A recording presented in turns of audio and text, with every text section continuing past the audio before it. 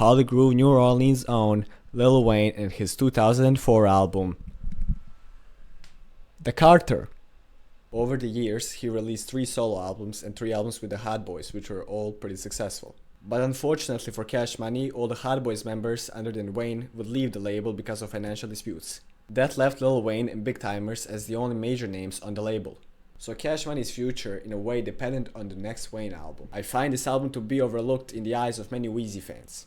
I think the reason for that is the commercial success that would later hit Wayne's career, with albums such as Carter 3 being 8 times platinum and the Carter 2 being seen as the best one in the series by the music community. In my opinion, this is the best Wayne album. I find it better than everything he released before and after it. The 4th track, BM Jr. On this track, Weezy, with some amazing wordplay, explains what he's going through, all the while we can hear Birdman supporting his lavish claims by appearing on the interludes and throwing ad-libs. Wayne's relationship with Baby is often mentioned on the album, with Birdman appearing on 3 more songs, with We Don't being my favorite. In this one, Birdman spits a fire verse with the usual subject matter of the album. I've got to say, as someone who is not all too familiar with his music, but is familiar with the hate he gets, I really do wonder how bad it can get by having this and some other stuff be my only reference and enjoying most of it. I've got to say, this album has some of the best choruses I've heard. From Wayne's to Reels to of course Manny Fresh's on songs like This Is the Carter, Bring It Back and Hose.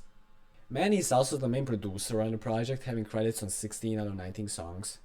The beats are overall very bouncy, they really sound the way that most rappers on the South sounded at the time. Some of my favorites are Cash Money Millionaires, On My Own, and I Miss My Dogs.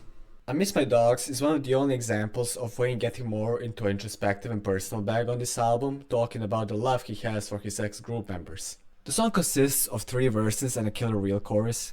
On the first verse, Wayne talks about his friend BG, with who he pretty much started rapping with. One of his first musical appearances was with BG on their collaborative project True Story, all the way back in 1995.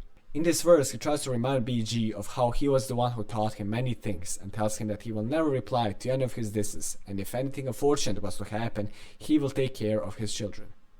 The second verse is dedicated to Juvenile.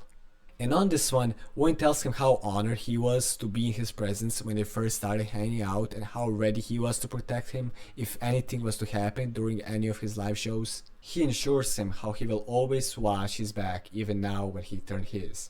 The last one, and my personal favorite, is about Turk.